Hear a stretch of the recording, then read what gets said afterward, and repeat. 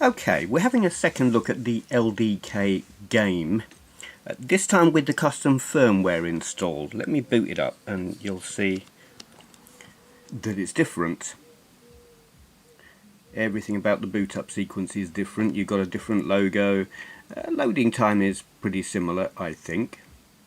It does pretty much the same thing. Now, this is not the default skin that you get. And it's not the skin that most people will choose to use. And I'm going to show you that one first, and then I'm going to tell you why I don't use that one.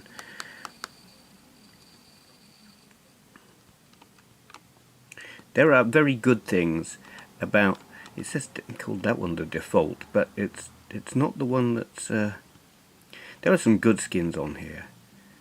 And I'm probably, this is the one that is set up as default. When you install it, this is the one that it's impressive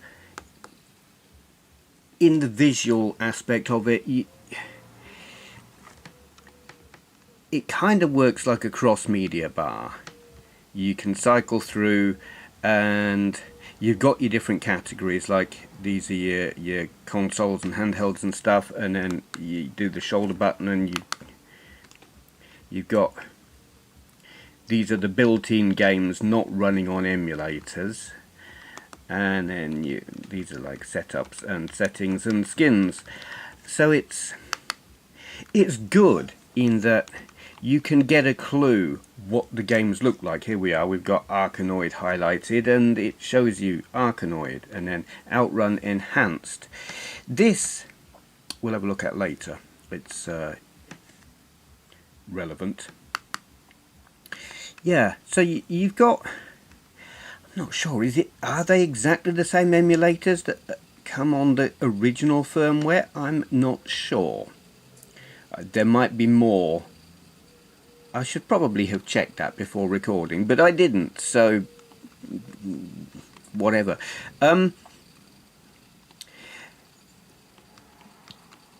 What really matters, actually, before I get on to that, why do I not use this skin myself?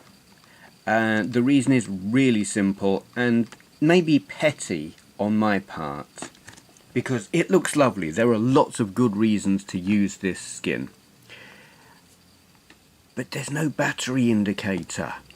I want to know, what's my battery charge like? Does the start menu show me? No, it doesn't. So I don't use that. I don't use that skin. I now can't find the skin that I want. It's going to be that one, and I just go with the default skin, which is that one. And you do have a little battery thingy down there. It's actually less, I don't know, is it less accurate than the standard one? Can't really tell you.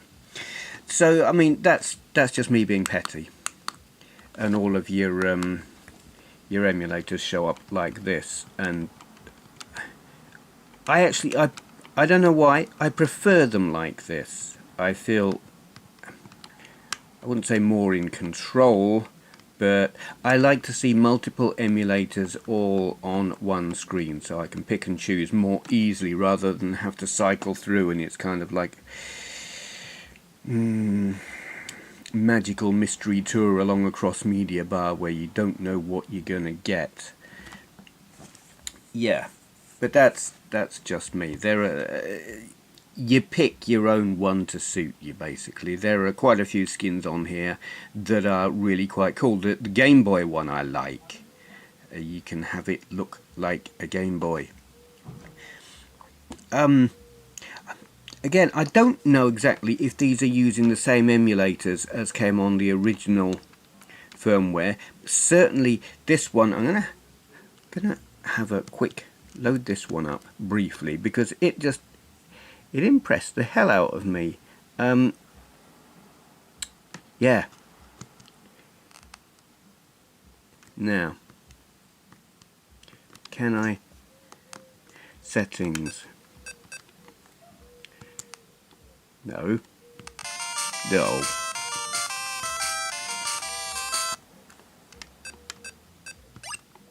Okay, select scaler. Full screen. That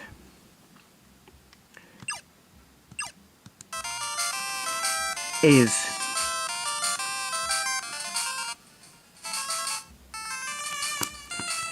something about the colour. It looks so the camera probably isn't representing it properly, but that looks so close to how an actual Game Boy looks. I mean, granted it's backlit, but the colours are so right that it's great. I sat there playing this for ages, just loving the whole Game Boyishness of it. The authenticity of it. It just feels right visually. That's kind of a weird oxymoron, isn't it? Feels right visually, because you can't feel things with your eyes really, but whatever. Love it. I'm not going to go through all of the emulators. There is one that I'm going to show you, and that is, because this is the important one, PSX for All. It's the PlayStation emulator, and this is the important reason to use this firmware. I don't know if it is that the firmware is improving performance, or is it that they have a more up-to-date version of the emulator on it. But we're going to cut to a sequence that I've already recorded where I compare the speed of the intro sequence at the start of the game, or rather the woman walking across the track just before a race, with the original firmware and this firmware. You'll see. Let's cut to that sequence. Okay, as a test, we're going to look at the Ridge Racer, like the start sequence of the race, where the woman walks across the track with the I don't know if she's carrying a pit board or whatever she's doing. And we'll take it from when I press the start button to when she has walked across the screen, and we'll be able to see the difference in speed between how the emulator runs on the original firmware that comes shipped with the LDK game and the custom firmware that I've installed. And I'm going to put both sequences on screen at the same time, if I can remember how to do that, and we'll be able to see, is there a significant difference? My brain tells me there is, but I've never actually put them side by side to be able to tell if that's actually the case. So here we go, let's press the start button and see what happens. Well, we know what's going to happen, but you know what I mean.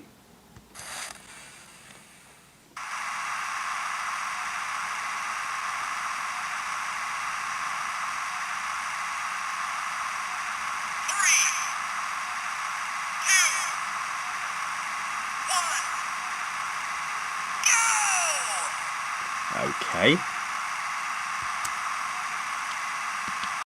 So you will have noticed that the version running on the custom firmware completed that sequence much more quickly. But by the time the woman crossing the track on the original firmware had got across the track, the cars in the other sequence had already started and driven off into the distance. So definitely the PlayStation emulator on the custom firmware, it is running significantly more quickly. And this thing just timed out and turned off, which is annoying. Yeah, so it is safe to say that this custom firmware, or the PlayStation emulator on the custom firmware, runs more quickly, and that's a good thing. I have seen a compatibility list of PlayStation games that run on it, and there are a few games that will run on it. The only other one of interest to me that I haven't yet put on here, but that I will, is Gran Turismo. That apparently will run, so that's a good thing. Other things that I would like to show you, because largely it's what you could do on the original firmware you can do on here. Some things you can do better. Some things are the same but that I didn't really look at, but one that I do want to show you is this Cannonball. It is a dedicated Outrun emulator. If you try and run Outrun on the MAME conversion on here, which is not, yes, it's MAME for all, it can't do it. So this is like super optimized, and it works. Insert coin. Can't remember which is the coin button. It isn't that one. Let's try the start button. No, that button will do. Push the start button. That'll be that one then. So it works. The trick with this and making it work is knowing which ROM you need and then where you need to put it, because if you take your fairly standard Outrun ROM and just stick it into the root folder of the emulator, it won't work for two reasons. One, that's not the ROM that this thing wants. It wants a Japanese ROM. It's called Outrun Revision 2. I can't remember exactly what the file name is called, but you just look for Outrun Revision 2 and you will find it. And that needs to go, you find the root folder of the emulator, and then you create a folder called ROMs, and then you put the ROM into that. And nowhere does it tell you that's what you're meant to do. It's not obvious. It took a lot of messing around to figure that one out. But once you've done that, it works, and it works very well, as you can see here. So I'm very pleased about that. Can't remember how to exit. Maybe like that. That seemed to do it. So these are all good things. Now we have a bad thing. It probably won't matter to most people. This is a gaming handheld. Most people will want it for playing games and not much else. The original firmware that shipped with the handheld had a media player called FF Play, and well, it worked. It would play MP4 video files, albeit ones that were very reduced in size and highly compressed. I'd got a set of films that I'd ripped years ago and had them like 320 by 240 resolution, and it could play them just fine. This has a thing called M-Player, and it does not want to know. And I've tried it on different video formats, MP4, AVI, MP2, MPEG 2, yes. No chance, wasn't having any of it. Oh, that's annoying. And also there is a music player on here, and I will tell you what it's called when we get the screen back. Please. That one there, GMU. That worked on the original firmware, but on this it also doesn't want to know. I don't know why. But it's like media playing facilities on this firmware are a little bit broken. Like I said, for most people it won't matter, but it's a thing that I liked. I find the form factor of this thing so cool. It's so convenient, so handy to carry around. The fact that you can sit it up on a table like that and play a video. And I did this. I was sitting and chatting with a friend on my computer, and while I was chatting with them I had excuse me, I'm tinkering. I had a film playing on this just because I could, and it was cool. But with the custom firmware I can't, or I say I can't. Focus, damn it. But what I have done is in the external slot here, I've got the custom firmware on the internal slot, the internal SD card, and then in the external slot here I have got the original firmware, and it's got video files on that, where all the game ROMs and things are on the internal one. And if I want to watch a film or whatever, I just swap them around. The way I've got it set up, I've always got both of them with me, and I'll just swap them around, because everything I want to play I can fit onto one SD card easily, ROM wise. So it, you know, it's not a catastrophe, but it's a bit disappointing, and I am hoping that in updated versions of the custom firmware they'll sort that out. I don't even know if they're aware of it, because how many people are going to use that kind of feature? Don't know. But all in all, it does make what is a really good handheld just that bit more impressive, having a bit more speed. I wish I could say there are more emulators. I should have checked and counted and seen how many more are there.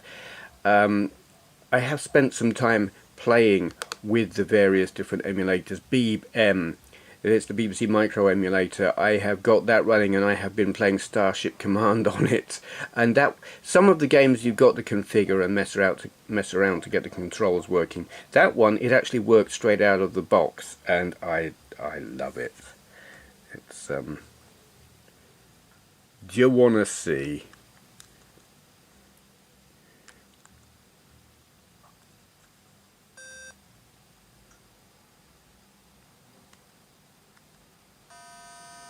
I love this game. But I thought I was going to have to mess around and get the buttons all configured and everything, which is a little bit fiddly if you don't know what you're doing, which invariably I don't. But it just worked straight out of the box. Not that there's any box involved, but you know what I mean. Responds to the D-pad nicely, and it's even got the escape pods configured, so that when you invariably are about to die, oh my god, like I probably will very soon, you can escape. And they're configured to sensible buttons, which is good. The red and the yellow ones will eject you from the left or the right hand side of your ship, which looks suspiciously like Blake Seven's Liberator, which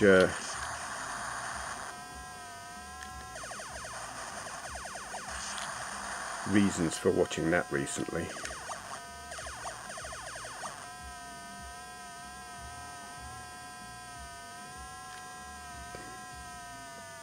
Okay, that'll do. We'll eject. I will lose my command for ejecting without just cause, but there you are. Epic. Absolutely one of the best home computer games of its time, in my opinion. Focus. Whatever. Love it. Yeah.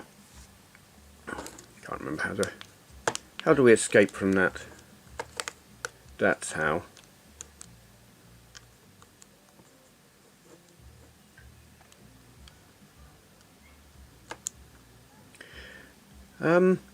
Other emulators that I've tried that I have got working, the ColecoVision works, 2600 works, Atari 800, absolute pain in the ass to make it work, but it does work. Much faffing around, finding the right ROMs that it wanted, like BIOS ROMs, and then finding where it wants them. That is not easy, but it works. Please don't ask me what I did, because I don't remember.